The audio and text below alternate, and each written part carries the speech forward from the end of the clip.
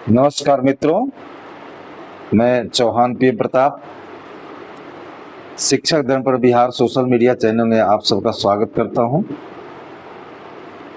मित्रों, अभी हम लोग नई दिल्ली में ही पड़ाव डाले हुए हैं। अपने 34,540 कोटि के सभी शिक्षकों की लड़ाई जो पेंशन की है, सर्वोच्च न्यायालय में अधूरी स्थिति में इंतजार कर रही है और हमारे सारे मित्र की निगाहें पूरे संगठन पर टिकी हुई हैं। जैसे ये संघर्ष गाथा समाप्त होने के नाम ही नहीं ले रही। इतनी लंबी कहानी 34,500 शिक्षकों की है कि शायद बयां किया जाए तो समय कम पड़ जाए। हमारे कुछ साथी जो रिटायर्ड करके कुछ जो नहीं रहे हमारे बीच, शुरुआत से बेरोजगारी को झेलते हुए भी संगठन में साथ दिया, संगठन के मित्रों का साथ कदम से कदम मिलाकर चलने का जो काम किया, उसका परिणाम हुआ कि हम सरकार को झुका सके। सरकार को झुककर हमारे सच्चाई को समझना पड़ा और सत्य को स्वीकारना पड़ा कि हम गलत नहीं हैं। और न्यायालय ने भी इस बात को माना कि हम कभी भी सत्य मार्ग पर चले हैं, सच्चाई ही हमारी ताकत है और हम हर हाल में विजय लेकर आएंगे। सत्य कभी पराजित नहीं होता। यह अडिग विश्वास रहा है 34,540 कोटि के सभी शिक्षक।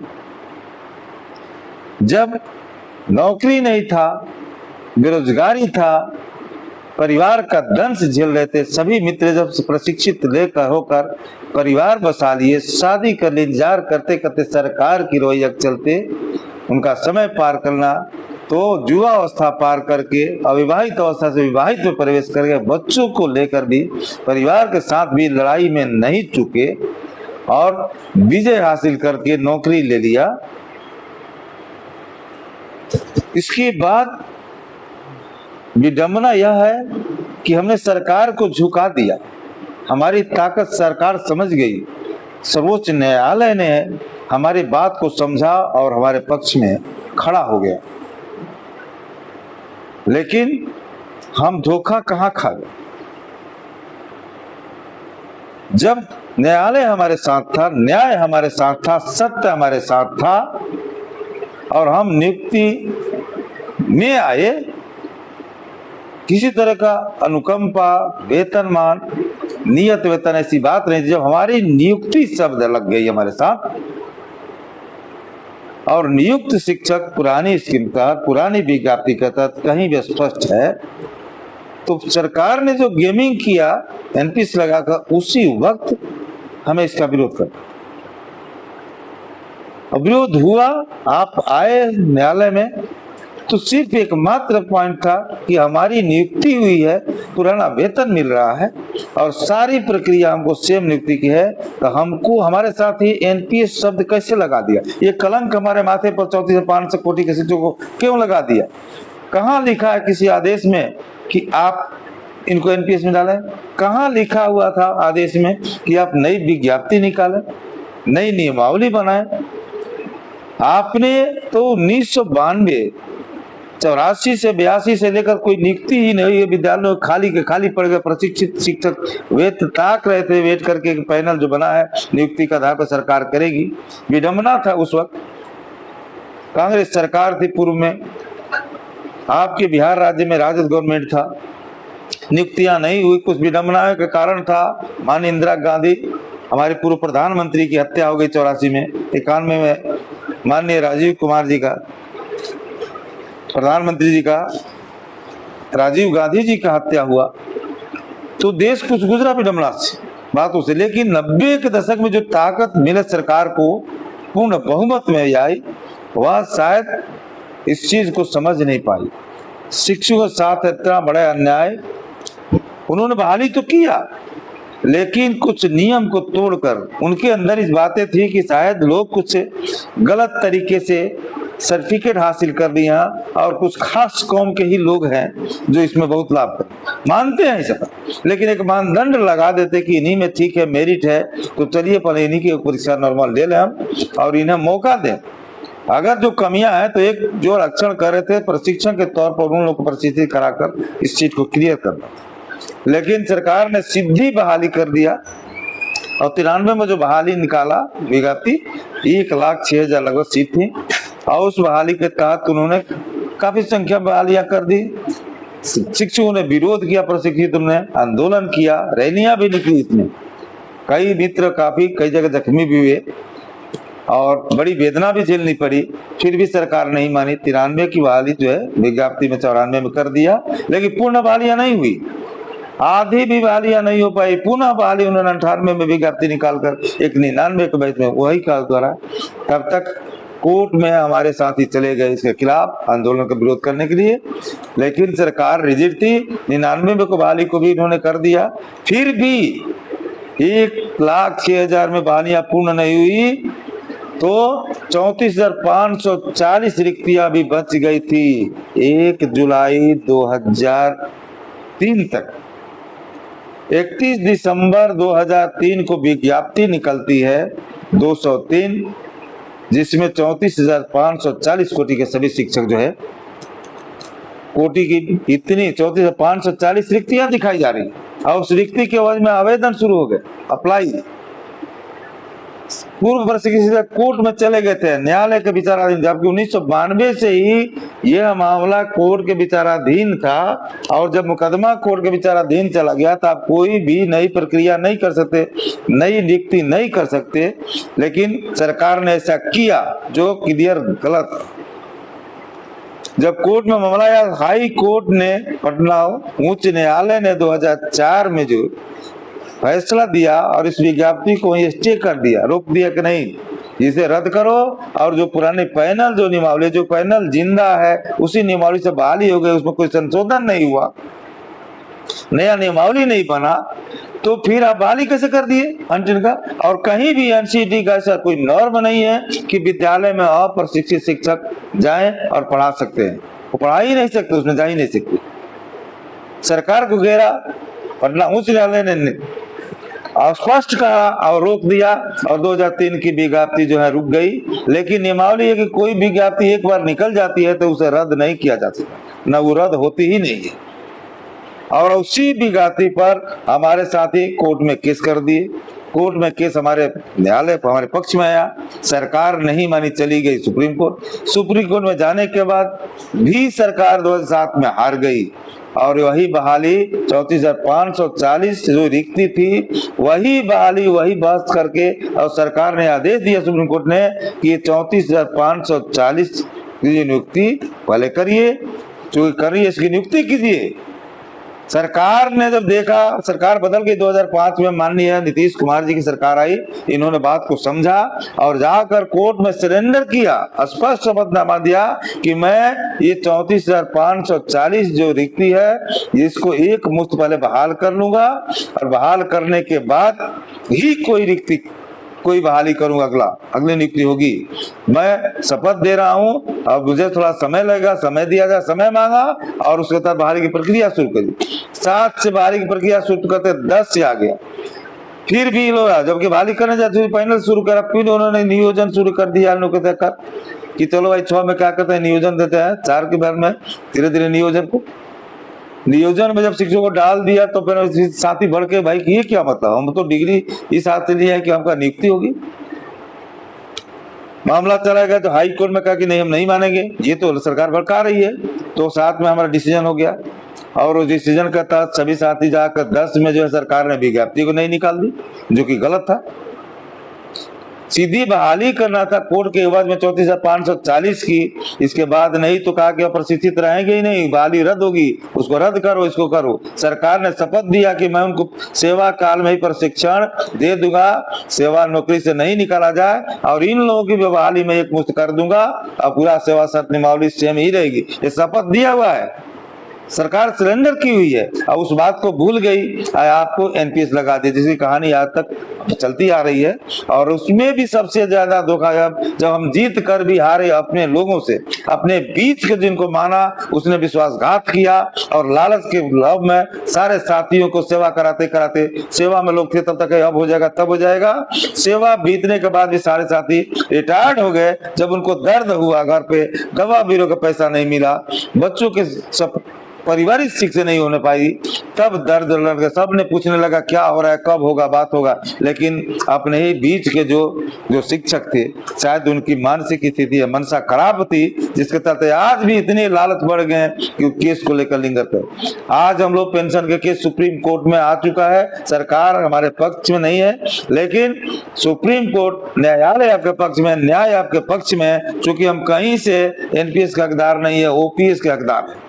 अब हो रही बात यहाँ तत्काल की, उसी लड़ाई में बहुत संघर्ष करके बहुत पार्टी पटिशनर बनकर लोग आए, लेकिन सुप्रीम कोर्ट में सही रूप से न बहस हुआ, न उचित समय से कभी भी कोई वकील इस मुद्दा को बहस कर पाए। जब भी डेट पड़ी तो उसको डाल कर लिंगर कर दिया गया, कभी भी समय पर उचित वकील से बहस का मौका न दिया, जबकि केस इतना सुंदर था। 2017 से केस लिंगर में लो, लेकिन आपका केस 23 में जब आया सुप्रीम कोर्ट में, आपके अंदर जो मेरिट था, बहुत भगवान की कृपा थी कि माननीय सर्वोच्च न्यायालय के जो न्यायाधीश होते हैं भगवान से कम नहीं होते हैं, उन्होंने इस बात को समझा और आपका केस सुनने के लिए लिंगर मोड में ले लिया, रेगुलर मोड में। और सुनवाई के लिए बहुत बड़ी बात थी कि आपको केस पीछे पड़े, लेकिन आपके केस को सुना, ये बुजुर्गों का केस है और ये जिनमिन है, यही से आदेश है।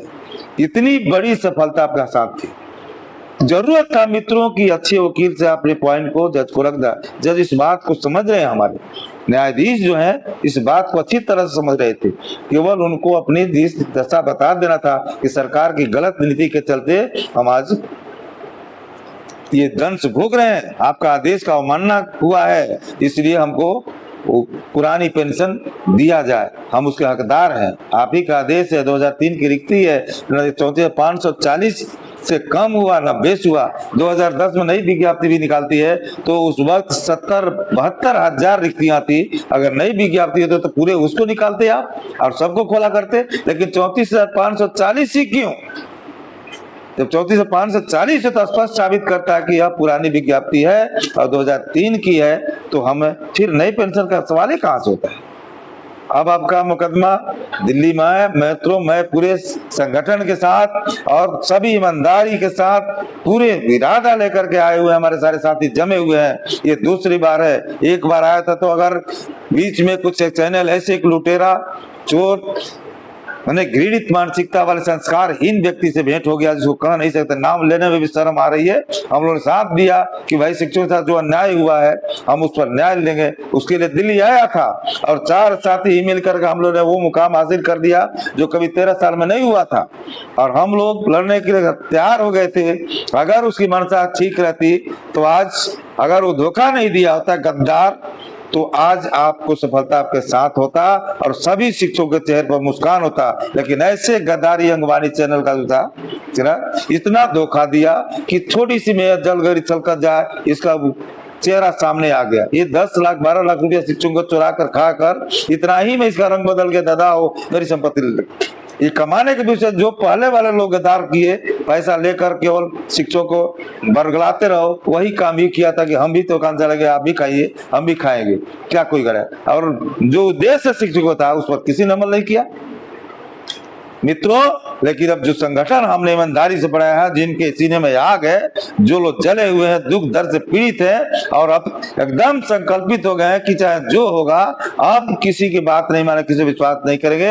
ये 34,540 प्राथमिक शिक्षक बिहार जो संगठन आपके सामने खड़ा है, जिसका नेतृत्व मैं खुद कर रहा हूँ और हमारे साथ सारे मित्र कर रहे हैं, माननीय पारसनाथ सिंह जी, हमारे बुजुर्ग नेता चंद्रमोहन त्रिपाठी जी, जगमोहन सिंह जी, राजीव कुमार जी, धीरेन्द्र कुमार सिन्हा जी, जयराम सिंह जी, सैल मैडम जी, अरविंद कुमार जी, आदि आदि बहुत से जो नेतृत्व हमारे साथ हैं।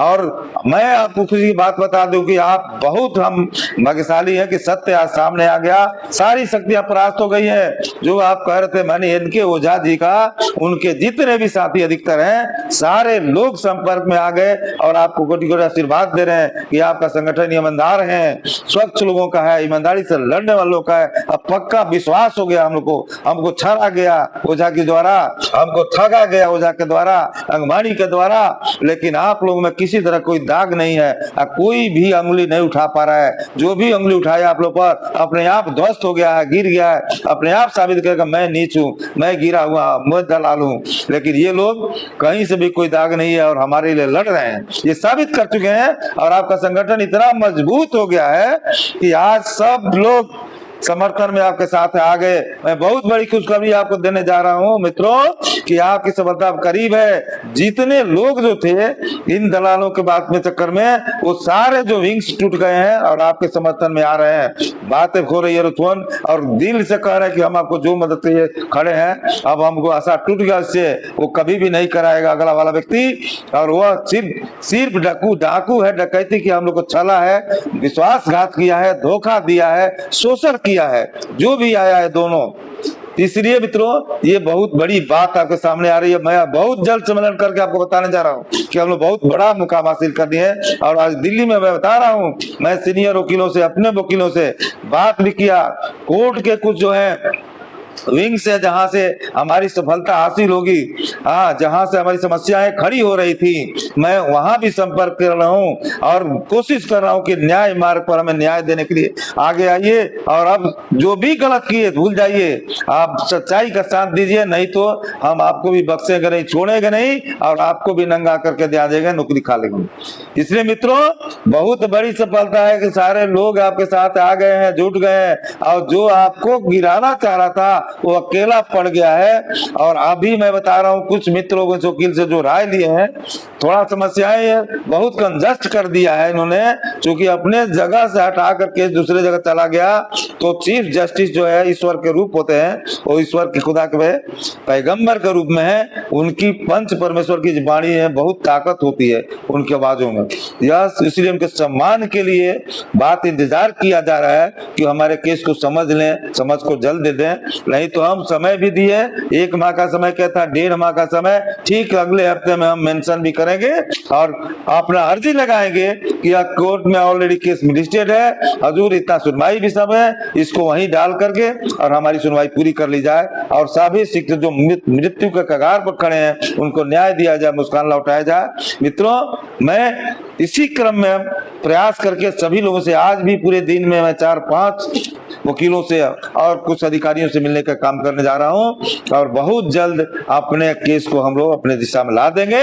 अब कोई भी आपका कुछ बिगाड़ नहीं सकता है, कोई भी संगठन को तोड़ नहीं सकता, क्योंकि जितने भी साथी हैं एकदम स्वच्छ हैं और संकल्प लेकर खड़े हैं, लालच रहित हैं। इसलिए एक ही दिशा है कि हमको पेंशन और पेंशन चाहिए, हमारी सत्य की लड़ाई है और हम न्याय ले करेंगे, न्याय प्रिय और हमारे साथ न्याय नहीं होगा। पूर्ण विश्वास है, सरकार ने किया, हमारे अपने साथियों ने किया, गद्दारों ने किया, दलालों ने हमें धोखा दिया, सदालों ने शोषण किया, लेकिन माननीय सर्वोच्च न्यायालय जो ईश्वर के अवतार है, जिस पर देश टिका हुआ है, वहां से हमें अन्याय नहीं होगा, हमें न्याय होगा। अपने न्यायाधीश पर पूर्ण विश्वास है और हम सत्य के मार्ग पर खड़े हैं, अडिग हैं। इसलिए कोई भी आपको सफलता से रोक नहीं सकता है और विश्वास दिला रहा हूं कि बहुत जल्द पोर्टल पर केस लाएंगे और बहुत जल्द तारीख लगाकर आपको सुनवाई भी करवाएंगे। ये मित्रों ये विश्वास बनाए रखें और अपना प्यार आशीर्वाद स्नेह हमें दें, सहयोग करें, संगठन को मजबूत करें और आप अपनी सफलता हासिल करें। बहुत बहुत धन्यवाद, नमस्कार।